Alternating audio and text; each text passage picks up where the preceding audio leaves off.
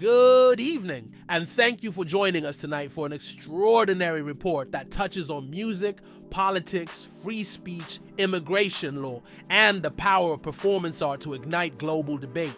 Tonight, we delve deep into a controversy that erupted under the blistering Coachella sun last weekend when the incendiary Irish rap trio Kneecap took the stage and unleashed a barrage of political expression that has sent shockwaves through both festival grounds and social media alike. At the center of the storm stands none other than Sharon Osbourne, a woman whose life has been intertwined with rock and roll, tabloid firestorms, and outspoken commentary for decades, who this week publicly demanded that the United States revoke Kneecap's work visas in response to their feeble Israel, free Palestine, graffiti-style graphic, and pro-Palestinian proclamations. Picture the scene: the Southern California desert, rolling dunes of swaying palms, the thunder of throbbing bass, and a crowd of 250,000 gathered over 2 weekends to witness the world's most coveted musical acts. It was a spectacle of art, hedonism,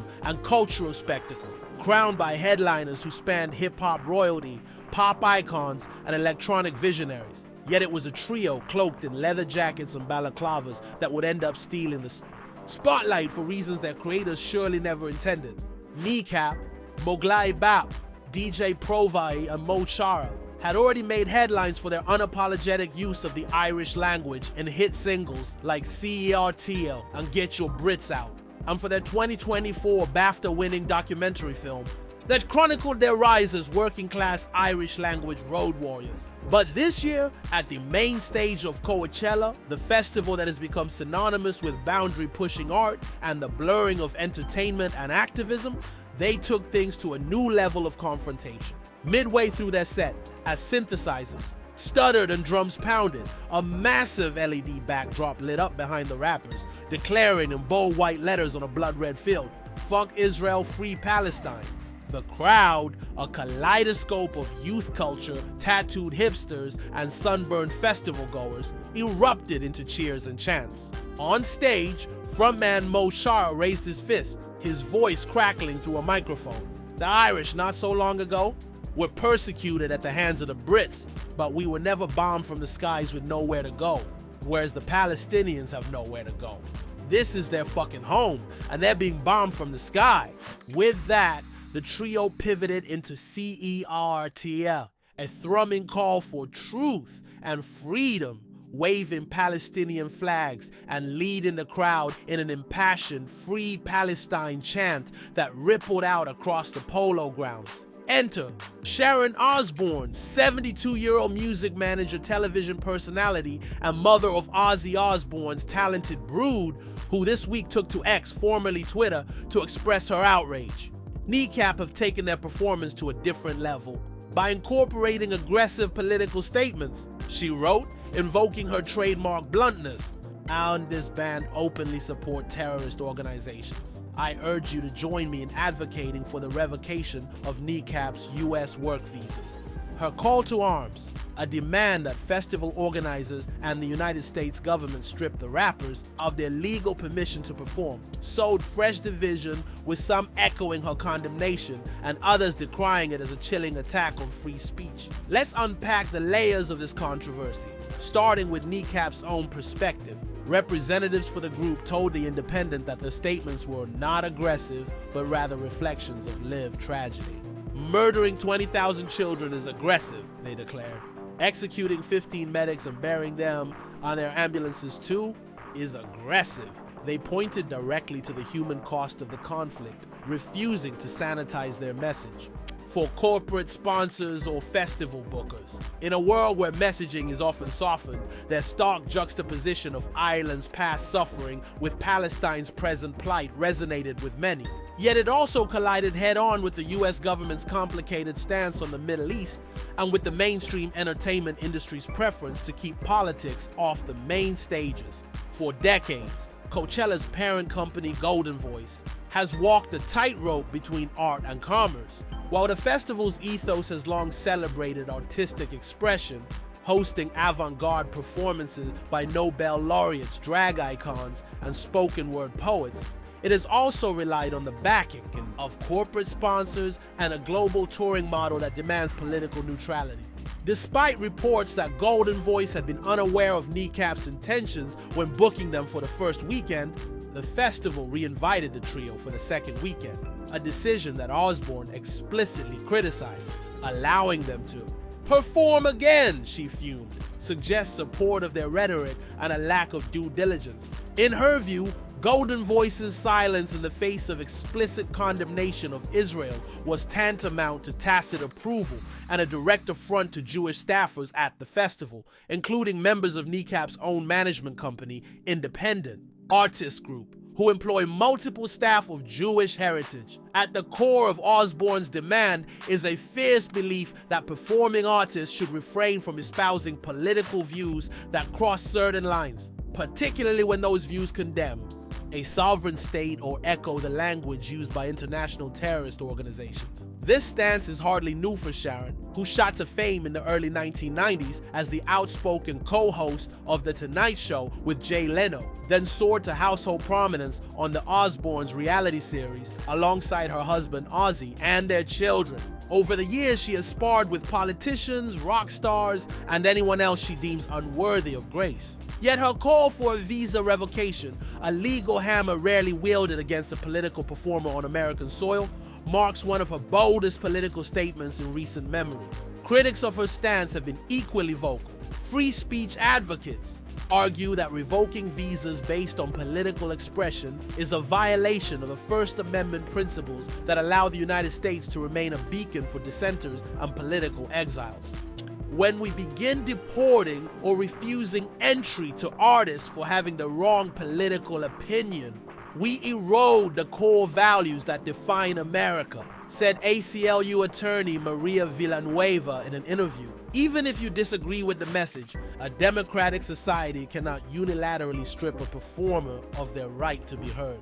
Similarly, prominent music journalists took to threads on X and TikTok to defend Kneecap's right to stage political protest, pointing out that US history is replete with musicians, from Bob Dylan to Rage Against the Machine, who have used their platform to challenge the status quo. Responding to the uproar, Goldenvoice released a brief statement. Coachella is a place for artistic freedom and expression. Artists of all perspectives are welcome to share their art and ideas on our stages. Paramount, meanwhile, has remained silent, perhaps riding out the storm as Goldenvoice's parent company, AEG, manages multiple global properties and must weigh the financial fallout of alienating any sector of the festival's diverse audience. Independent Artist Group, Kneecap's management, issued a carefully worded response reaffirming the trio's commitment to human rights and denouncing what they called selective outrage aimed at silencing voices speaking painful truths. Against this backdrop, it's crucial to recall Kneecap's trajectory. Formed in Belfast, Northern Ireland in the 2010s, the group fused traditional Gaelic poetry with grime beats, carving out a niche among younger audiences tired of formulaic pop. Their BAFTA-winning film, a coming-of-age tale shot in black and white that showcased a generation reclaiming their cultural heritage, earned them both critical acclaim and mainstream attention. They have headlined festivals in Dublin, London, and New York, and their concerts are celebrated for their raucous energy, language revitalization efforts, and unapologetic political messaging. Their politics, in short, have always been front and center. They waved Palestinian flags early in their career and led Free Palestine chants at smaller gigs. Yet on the Coachella stage, an international platform once reserved for chart toppers and rock legends, their message soared to millions, amplified by live streams and a social media avalanche of memes, GIFs, and reposts. The result is a collision course between grassroots activism and corporate entertainment, a tension that underpins our modern media ecosystem. While Sharon Osbourne has called for immediate action, the legal mechanisms to rescind a performer's work visa are fraught with complexity. Temporary work visas, typically the P1 classification for internationally recognized artists, can indeed be revoked if the visa holder engages in activities contrary to the public interest or violates US laws.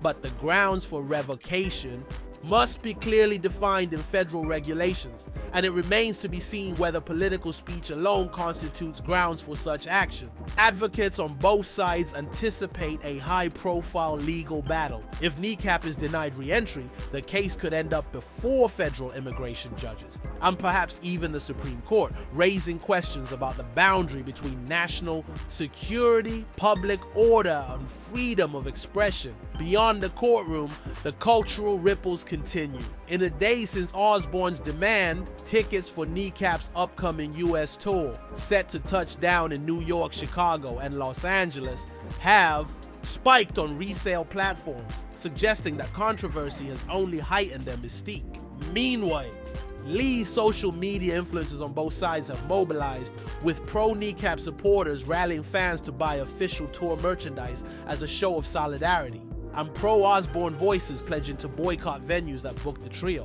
Politicians too have weighed in.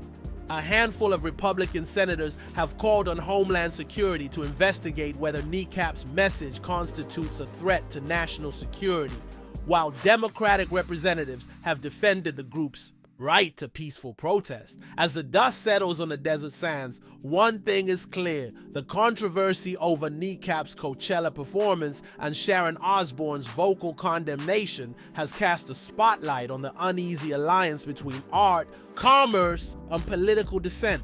In festival fields where fame and fortune meet in an endless loop, the trio's message has forced corporate executives, government officials, and everyday fans to confront uncomfortable truths about a conflict half a world away, and about America's own fragile social compact. In the days ahead, all eyes will turn to DHS and the U.S. Citizenship and Immigration Services to see whether any formal action is taken against the rappers. Goldenvoice's next booking announcements will be scrutinized for overt or covert political vetting, and Osbourne, ever the firebrand, will doubtless continue to demand accountability from artists, managers, and the government alike. As we draw this report to a close, let us remember the power of music to unite and divide, to inspire and infuriate. Kneecap's art springs from a lineage of protest songs that stretch back to the ballads of Woody Guthrie, the anthems of Marvin Gaye, and the hip-hop insurgencies of Public Enemy. Sharon Osbourne's reaction embodies a century-long tradition of public figures leveraging their platform to call for moral clarity and legal consequences. And in that dynamic tension, we find the beating heart of democracy, a system that allows a masked Irish rap group to speak their truth, and a television icon to demand accountability, all under the blazing California sun. Thank you for joining us this evening for our comprehensive, unflinching examination of Sharon Osbourne's campaign to revoke Kneecap's US visas. Whether you stand with the rappers or side with Ozzy's widow, this debate is far from over. In the end, it is not merely a story about a festival performance. This is a story about our values, our laws, and the unbreakable power of a lyric to echo across borders and challenge the status quo. Good night, and may your own voice always have the freedom to be heard.